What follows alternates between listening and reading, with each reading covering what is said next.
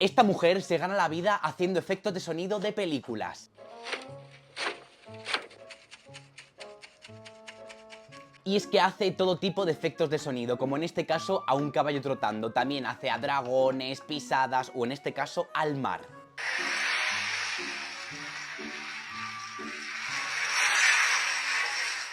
Este es el efecto de sonido de cuando alguien vomita en una película. Es increíble esta chica. Y todos estos efectos de sonido los hace con objetos random que tiene ella por su casa. Coge un micrófono, empieza a grabarlo y listo. Seguro que habéis visto un montón de películas y series de televisión que ella hace los efectos de sonido. En este caso está haciendo pisadas en la nieve. ¿Que por qué sé esto? Porque sí, Gamarrito.